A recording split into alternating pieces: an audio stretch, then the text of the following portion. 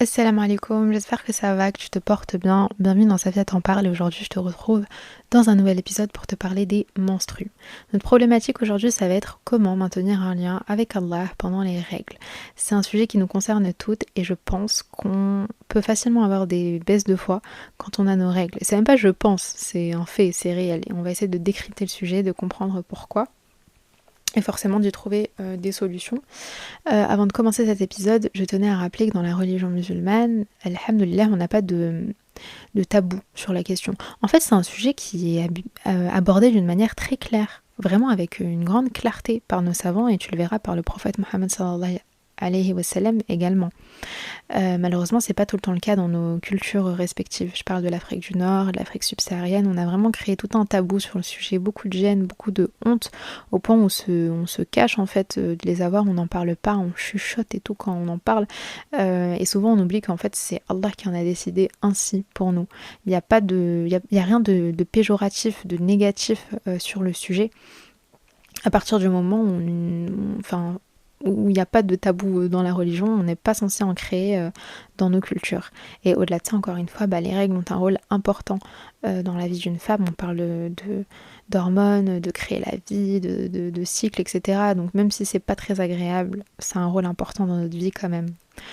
Enfin bref, la parenthèse est fermée. Quoi de mieux que de commencer cet épisode avec une parole du prophète Mohammed sallallahu alayhi wa sallam. En fait, je vais te la citer à travers une réponse du Cheikh Ibn Uthaymin.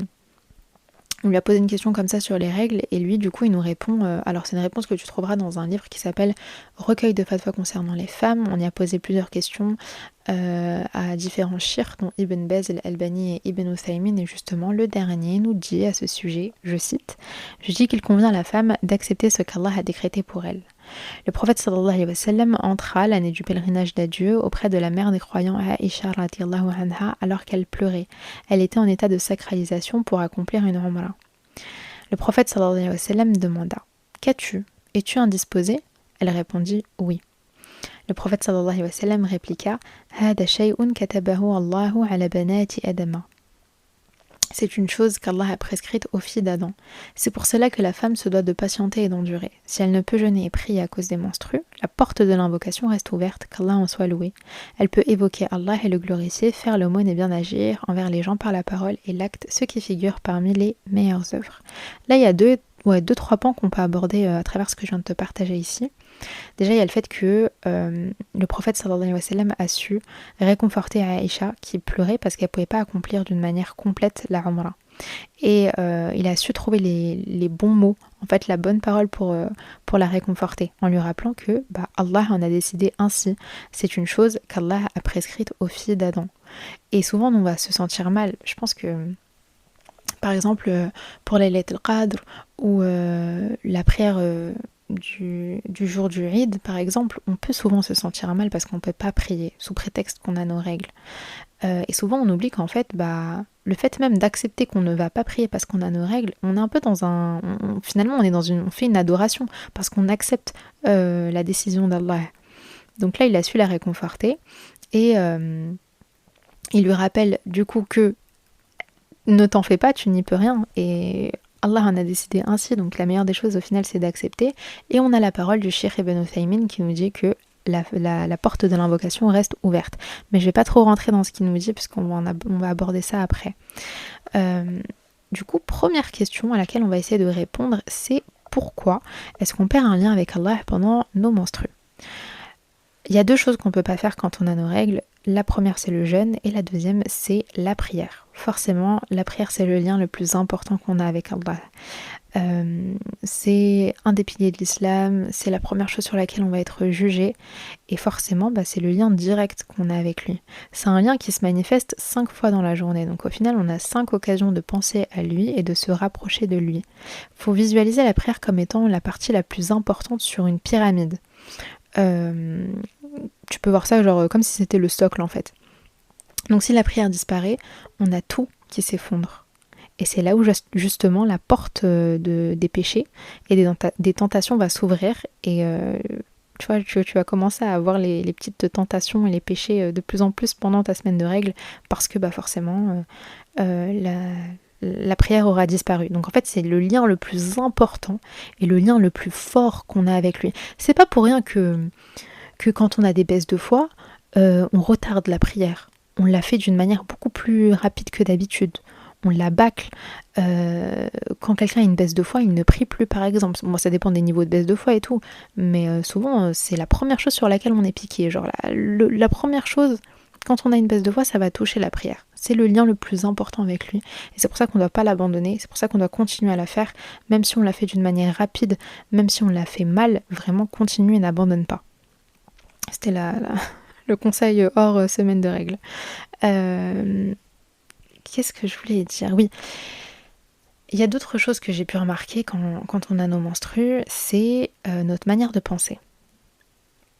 La première chose, c'est que souvent quand t'es entouré de personnes et tout, et qu'il y en a une ou l'un d'entre vous qui se lève et qui dit bon bah je vais prier, et que toi tu te lèves pas, je pense que ça t'est déjà arrivé de dire ça. Souvent on va répondre pour se justifier du fait qu'on ne prie pas, on va dire ouais non, je suis en pause. Alors ma question ici, c'est en pause de quoi? Est-ce que tu es en pause sur ta vie religieuse, sur ta vie spirituelle, en pause sur ce lien que tu es censé avoir avec Allah, en pause sur le reste des actes d'adoration que tu dois continuer à mettre en place? En fait, on a tellement banalisé ce mot, genre le mot pause, qu'au final, je me dis, mais en fait, sans même t'en rendre compte, les mots ont des impacts, ont un impact très important dans la vie. C'est un mot qu'on emploie, c'est pas juste... y a une conséquence beaucoup plus importante que ce que l'on pense. Et donc du coup, c'est bien d'essayer de se dire des fois non, je suis pas en pause, et qu'on emploie les vrais termes. Non, j'ai mes règles, je ne prie pas. Et j'emploie pas le mot ragnagna ou truc ou je sais pas quoi. Ça y est, on est des personnes adultes, on n'emploie pas ce genre de truc là. Comme je t'ai dit au début, on n'a pas de tabou ni de gêne ni quoi que ce soit. Non, je ne prie pas, j'ai mes règles, j'ai mes menstrues. Voilà, point. Donc c'est bien d'essayer comment dire, de se débarrasser un peu de ça, de cette idée de pause. Et la deuxième chose, c'est les petites pensées qu'on va avoir une fois qu'on a nos règles. Moi, ça m'arrive tout le temps. Et je vais te partager ça, peut-être que tu vas te reconnaître dans ce que je vais te dire. La première chose, souvent quand on les a, c'est de se dire ah bah du coup tant mieux, j'aurais pas à attraper mes prières ce soir. Ah bah du coup tant mieux, j'aurais pas à me lever pour prier Salat el-Fajr. Ah bah du coup tant mieux, je pourrais me coucher un peu plus tôt parce que j'aurais pas Salat el-Isha à faire. Alors oui, c'est vrai, tu n'as pas appris et tu n'as pas rattrapé tes prières ni quoi que ce soit. Mais en fait, on se dédouane un petit peu, genre il y a un sentiment de réconfort, de je sais pas exactement comment expliquer ça, mais on se dit, sans même s'en rendre compte, on est un peu content en fait au final de ne pas le faire. Alors être content ou pas, je ne sais pas, Allahu A'lam, je sais pas si c'est quelque chose un sentiment qu'on doit ressentir, mais dans tous les cas, c'est une obligation. On n'a pas à prier en fait. Donc mettre un petit sentiment comme ça, là, ou une émotion joyeuse sous prétexte qu'on ne prie pas, je sais pas si c'est la meilleure des choses à faire, mais en tout cas c'est des petites pensées comme ça qu'on s'est mis à avoir et qu'on a souvent... alors pas à voix haute, hein, souvent on se les dit vraiment à nous-mêmes, mais faut y prêter un peu plus attention et y faire attention justement parce que souvent c'est pas ce qu'il faut se dire. Est-ce que je reviens sur les péchés? Je pense que oui. Tout à l'heure, je te disais que la porte des péchés commençait à s'ouvrir et des tentations également. Là, je t'ai noté 2-3 trucs assez importants à mes yeux, mais en fait, chacun a ses propres faiblesses, tu vois. Chacun a ses propres faiblesses, donc chacun a ses propres péchés et des choses sur lesquelles il peut facilement être tenté. Donc je tiens à le rappeler, c'est pas parce qu'on ne prie pas qu'on a le droit de faire et de commettre des péchés, ni à s'autoriser certains excès. La première chose que j'ai notée ici, c'est la musique. Je suis la première, quand je te dis que je suis la première à être touchée par l'écoute de la musique. Et subhanallah, aujourd'hui, j'étais avec ma grand-mère et je l'aidais à trier des cassettes et des radios, oui, il y avait 2 radios, des cassettes et des CD de musique. Et je me suis dit, mais c'est un truc de fou parce que avant, si tu voulais consommer de la musique, si tu voulais écouter de la musique, ça te demandait d'avoir de l'argent et de devoir te déplacer. Tu devais aller te déplacer, acheter une cassette ou acheter un CD. Et du coup, j'ai fait le comparatif avec notre vie aujourd'hui, notre lien avec la musique. En fait, si je veux écouter de la musique, j'ai mon téléphone à côté, je lance YouTube et je mets n'importe quelle musique que je souhaite. Donc on a rendu l'écoute de la musique beaucoup plus simple, beaucoup plus facile et accessible comparé à avant. Enfin bref, c'était vraiment la parenthèse. Mais du coup, en temps normal, quand on prie, forcément, la prière, elle nous permet d'éloigner les péchés. Et quand bien même si on les commet, elle nous permet de les effacer.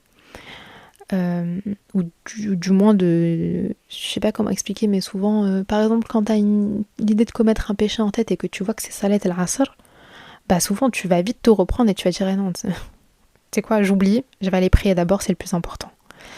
Et forcément, bah, l'écoute de la musique, ça fonctionne un peu de la même manière. C'est-à-dire qu'en temps normal, quand on prie, bah, on arrive un peu à se distancer de ce péché-là.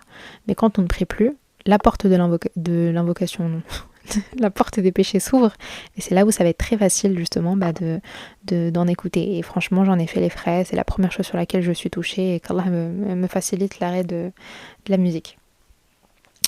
La deuxième chose que j'ai notée, et ça c'est un peu plus compliqué à aborder, je pense que je vais en parler d'une manière assez timide, c'est que souvent quand on a nos règles, et un peu avant, genre la semaine d'ovulation, d'ailleurs c'est très intéressant, je t'invite à te pencher sur les différentes phases du cycle menstruel d'une femme.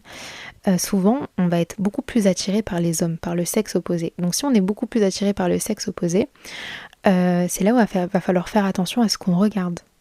À qui est-ce qu'on regarde, que ce soit dans la vraie vie ou sur les réseaux sociaux. Hein. Ce qu'on écoute, les discussions, est-ce que souvent, forcément la femme, des fois, elle a envie de plaire, donc il faut essayer de se reposer des questions et se dire, ok, bon bah, est-ce que là, je suis pas en train d'essayer de plaire parce que je suis dans ma semaine d'ovulation, que je suis pendant ma semaine de règles et que je suis beaucoup plus attirée par l'autre.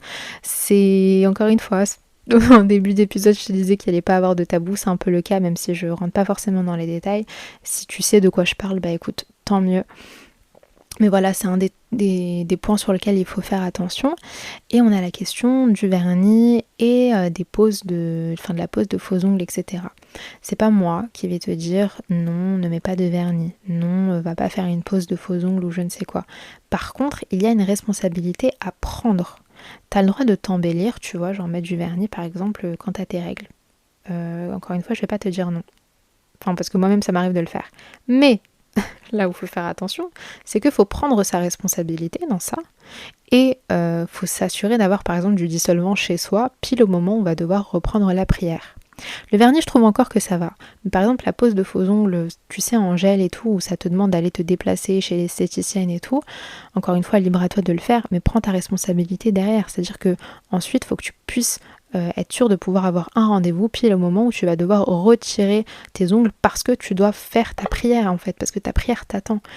C'est important d'avoir ça en tête, ne joue pas avec ça en fait, prévois déjà, soit dans le futur, dis-toi déjà ok, bon bah mes règles elles durent, je sais pas moi, 5 jours, faut absolument que dans 5 jours ça soit retiré et que je puisse reprendre ma prière de la meilleure des manières.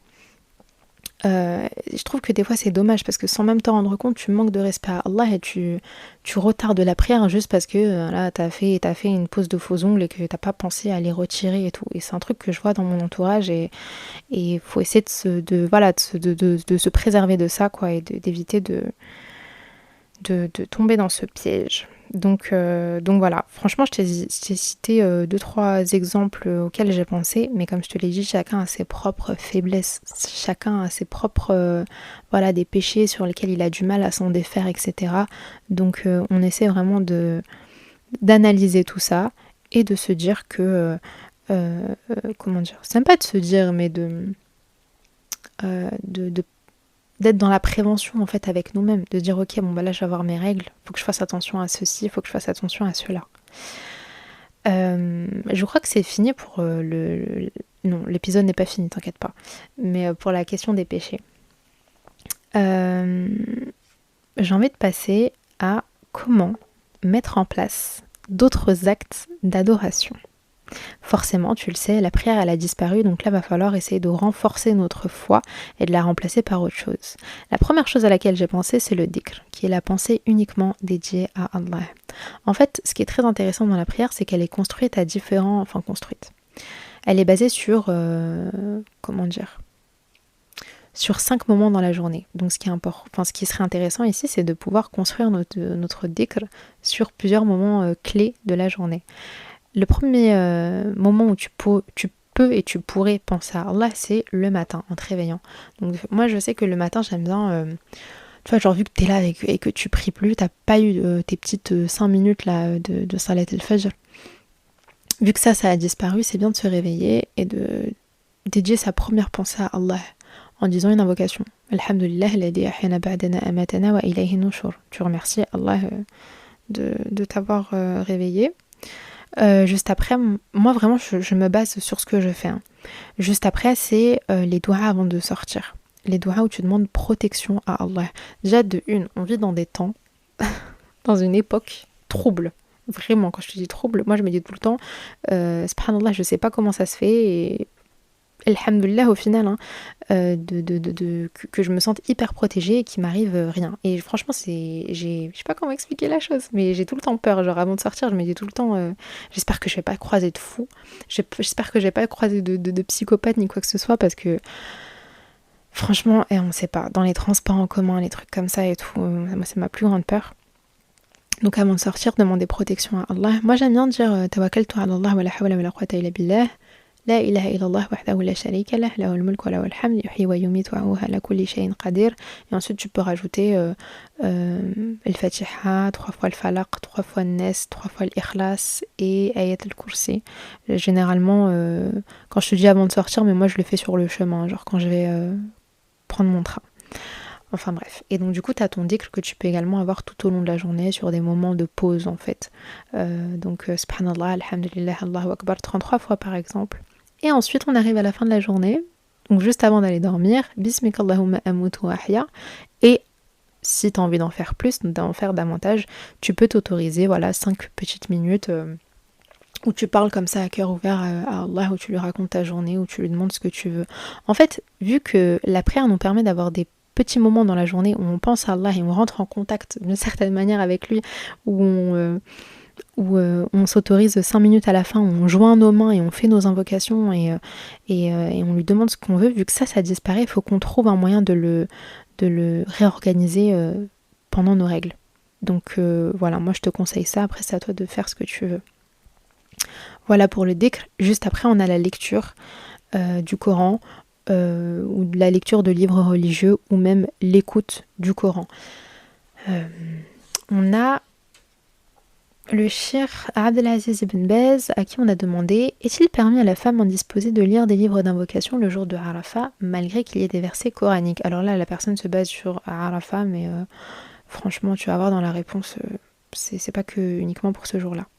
Et lui il nous répond: il n'y a aucun mal à ce que la femme indisposée lise les invocations écrites dans les livres des rites du pèlerinage. Il n'y a aucun mal également à ce qu'elle lise le Coran selon l'avis le plus correct, car il n'y a aucun texte authentique explicite qui interdit à la femme qui a ses menstrues de lire le Coran. Et ça, on a également une preuve en fait qui est rapportée dans un hadith. Alors, et d'ailleurs je trouve que c'est un très beau hadith parce que ça prouve, comment dire, le comportement noble du prophète Mohammed sallallahu alayhi wa sallam avec ses femmes quand elles avaient leurs règles. D'après Aïcha radiyallahu anha, le prophète sallallahu alayhi wa sallam s'appuyait sur mon torse lorsque j'avais mes menstrues, puis il récitait le Coran. Donc au-delà du beau comportement de notre prophète sallallahu alayhi wa sallam, ça prouve également que en fait on peut très bien écouter du Coran. Et en fait c'est là où des fois on a des questions, des avis qui sont différents. Est-ce que la femme a le droit d'écouter du Coran? Est-ce qu'elle a le droit de le lire? Et de nanana. Oui, tu peux écouter du Coran et tu as le droit de le lire. Maintenant, sur la lecture du Coran, en fonction de ton madhab, en fonction des 4 écoles, les avis vont être différents. Je sais que chez les malikites, c'est pas autorisé, qu'on peut pas toucher le Coran, et que si on veut le toucher, il faut mettre des gants ou un tissu ou avec un objet ou je sais pas quoi. Je trouve que c'est pas le meilleur, donc c'est bien de le lire sur son téléphone par exemple, où il y a certains qui vont dire que ça concerne seulement le Coran écrit en arabe. Si tu as une traduction, tu peux le lire, tu vois, genre si tu as la traduction en français, tu as le droit de le toucher. Encore une fois, ça dépend des savants, ça dépend des avis des 4 écoles, donc je t'invite vraiment à te positionner sur ton madhab. Donc voilà pour la lecture, et je trouve que c'est bien aussi parce qu'en fait la lecture du Coran, déjà que de base on a un peu de mal avec, on a le lien qu'on a avec le Coran généralement tout le temps, tous les jours, c'est dans la prière, c'est quand on le récite. Donc si on perd ça, c'est bien d'essayer de l'implanter pendant les règles en essayant de lire un petit peu. Donc lire ou écouter, hein, mais vraiment ne te restreins pas sur ça. On a également les invocations. Comme je te l'ai dit, à la fin de la prière, souvent on dédie un petit moment pour les invocations, donc n'oublie pas tes invocations. Et la prière sur le prophète également. On l'oublie souvent, mais ça cache tellement de bienfaits. La prière sur le prophète, c'est beaucoup de hasanat que tu peux prendre très très facilement. Donc n'oublie pas la prière sur le prophète. Et puis voilà, écouter des rappels, partager des rappels, écouter des podcasts aussi. Je trouve que c'est toujours bien. Et voilà, en bref, tu as plein de bonnes actions que tu peux mettre en place.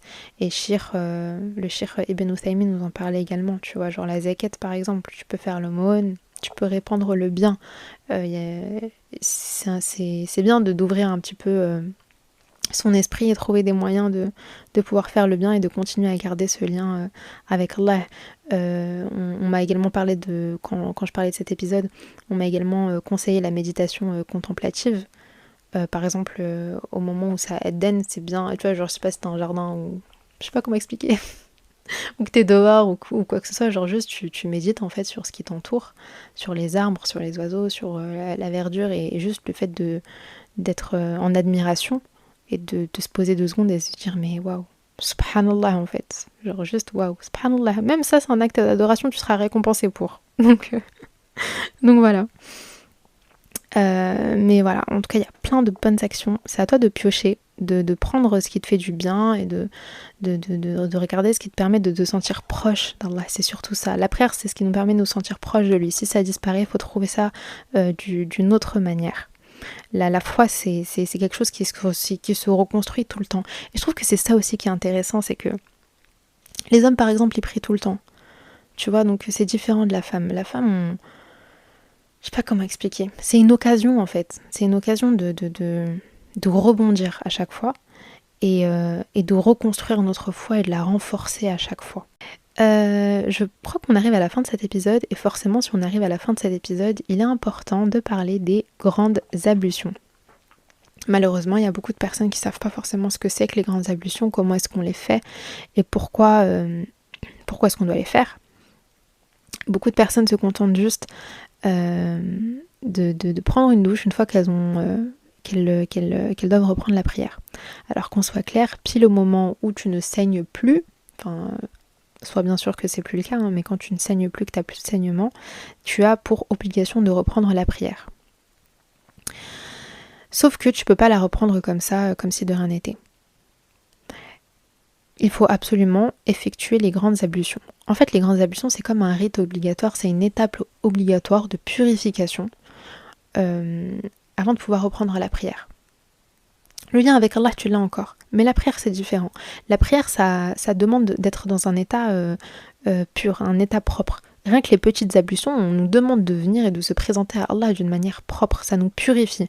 Donc tu vois la manière dont les petites ablutions te purifient, les grandes ablutions, c'est encore, j'ai envie de dire c'est encore pire, mais non, c'est encore meilleur. c'est 1000 fois mieux. C'est une étape à ne pas négliger et